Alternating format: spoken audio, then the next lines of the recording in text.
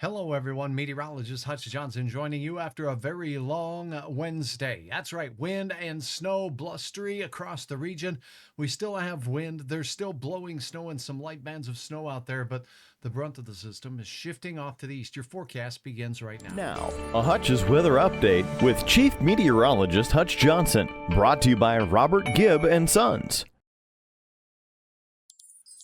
All right, thanks for watching. Thanks to my fine sponsors at Robert Gibb and Sons. Here's Hutch's heads up. We're going to continue with the gusty winds. The icy conditions are going to continue on area roads. We'll have an update on all of this in just a moment. And then the brutal cold will set up overnight. So make sure you have that survival kit in the vehicle with those very icy roads. Wind chills will approach 20 to 30 degrees below zero as we go through the overnight hours. The wind will decrease from west to east, and well, you can always check the very latest on hutchesweather.com, which we'll do here together here and look at a couple of your photos that you've sent my way.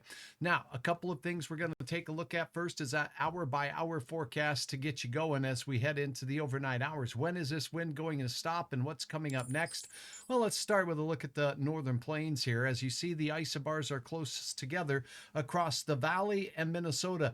Far apart isobars out to the east. That means things are quieting down. Now, we do have high pressure that will be moving in. By the time we get to daybreak, the wind should be subsiding a bit in the eastern third of North Dakota, still gusty in the valley and points off to the east. And by gusty, I mean 20 to 35, maybe 40 miles per hour in a few spots out there. That's going to make those wind chills mighty raw.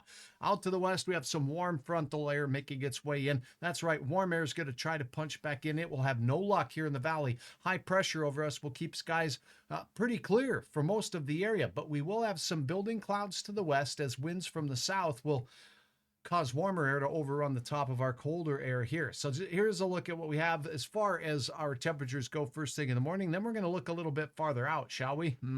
It's time to look ahead. There's just some things to keep our eyes on. All right, here's a look at one thing that is ahead, and that is join me tomorrow, 4:30. Meet Corbin Johnson from Thompson Public Schools. If you're from Thompson, if you're from Grand Forks County, give this young man your support by checking out the video and give him a comment of support out there. Can't wait to show you Corbin Johnson's weather. And then let's take a moment to let you know that you can sign up to be a Hutch's Weather Kid at Luther Family Ford, or you can go online to hutchesweather.com. Okay, here's a look at some of the details. Temperatures tonight will dip down below freezing. Where you see the purple blob, that's the cold blob, and we're going to be 5 to 10 degrees below in most of these locales. A little closer to zero in central portions of Minnesota. Even though it is windier, the clouds will help keep you from cooling off as much, but it's still going to be pretty raw out there on the old facial skin first thing in the morning. How about wind chills? Yeah, it'll be wind chilly as well, with wind chills between 20 and 30 below at times, first thing in the morning and pre-dawn hours.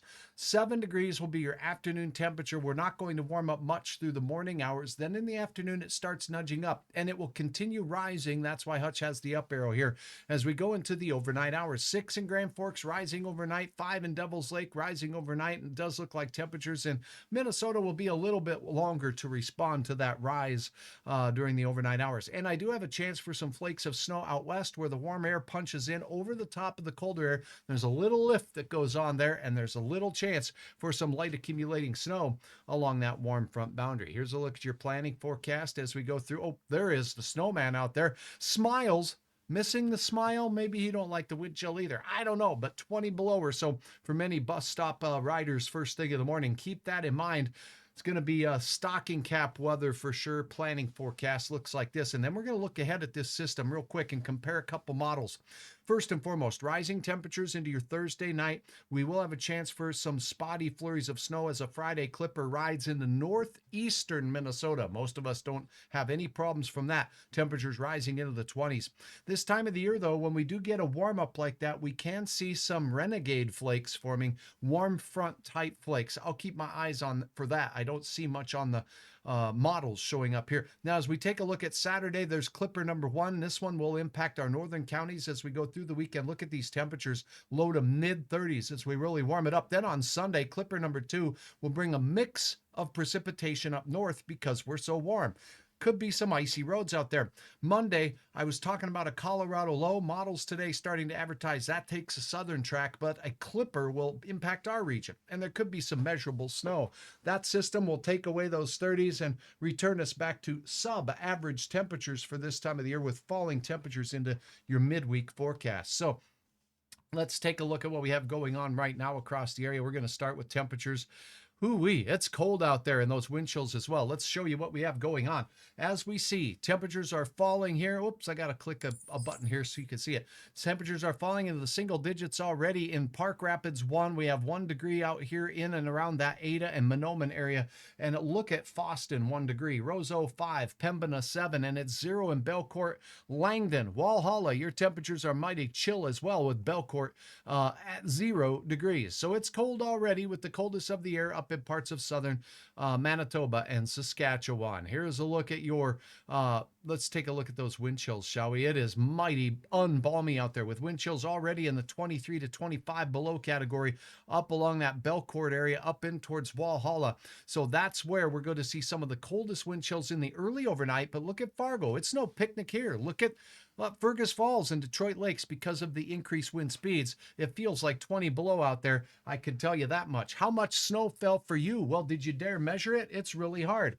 Took the measurement tool out there. I went upwind from the house so we didn't get the snow that was blowing off on the deck and getting a little bit deeper. I know we all had to shovel it and the snow was there for sure, but you can try to get an average. Most of it's probably somewhere in South Dakota by now, but I measured 0.8 of an inch in South Moorhead. What did you get?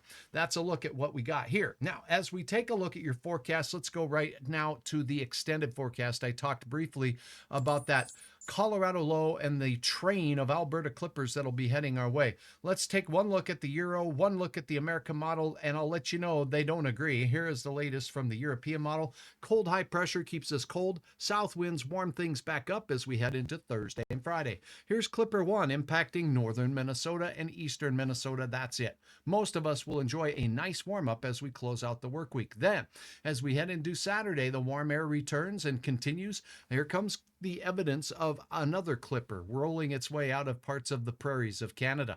This one a little more robust, and because it's coming from farther away, it has a chance to mature, get a little stronger before it gets here. Look at this, mixed precipitation along the border. This is Saturday's system, mainly in the far north is the way the European model has it. And then what happens? Boom. On the heels of that, the other clipper comes rolling right out of Calgary, Alberta. This is a true Alberta clipper, bringing mixed precipitation early into Sunday. Then Monday, this system intensifies and brings some bands of potentially significant snow, potentially significant wind as we go into Sunday night and Monday morning. So the European model says, yep, you betcha, Northerners. We're going to have to watch that sky and keep our eyes on what's going on Hutch's weather as we go into the late weekend. What does the American model say?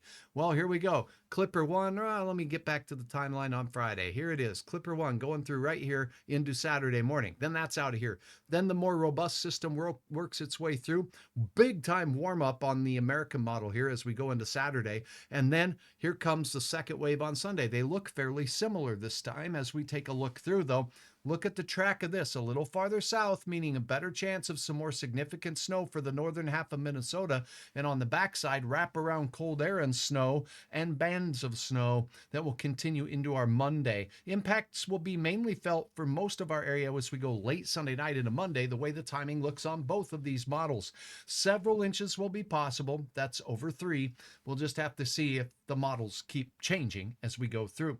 Let's see if we have any questions. If you do, pop them down below. But for now, let's take a peek at some of the awesome photos that you've sent. And oh yeah, it was gusty today. Let me show you some of these peak wind gusts today from my friends at the North Dakota Agricultural Weather Network. How about 51 miles per hour in Jamestown? We had near 50 mile per hour winds throughout much of Polk County as well. Grand Forks, 40 mile per hour gusts there, and in Fargo, 38 miles per hour. But in central Cass County, closer to 50 miles per hour, making it unfun for follicles everywhere. hair follicles, that is, across our region. Now a look at your photos that you've uploaded to hutchesweather.com. I got to say a big thank you to all of you. I asked for pictures of before and after, and you all obliged. Check this out in the Pelican Rapids area here. This is during the event that went through the snow squall, and this is just before. So a before and after here shared by Jen. Thank you so very much for uploading and sharing your photo, Jen. And then a few more. Somebody said, absolutely gross out. This is in Barnesville. Jenna, thank you so very much. Yep, that's gross. I'd stay off that trampoline today. That looks like a headache waiting to happen if I tried to jump on that. Thank you so much for sharing that, Jenna. And now as we take a look at one more before we get going, this is a real beautiful find here by Tiffany. Very talented. Tiffany Qualley is up in the Comstock area. And that there, whoo, yeah, it's not spider season. Or is it? I'll leave that up to you. Thanks so very much for watching, Hutch. Thanks so very much for trusting me with your weather. Make sure you tune in for the big event for Hutch's Weather Kid tomorrow, 4:30, right here on Facebook and on hutchesweather.com. Have a good night. The wind will keep you awake. The roads will be icy in the morning. The no travel advisories have been lifted in most of our area, but we still have very icy conditions. Wind will keep it that way overnight. I'll be back with an update for you as we head into the morning.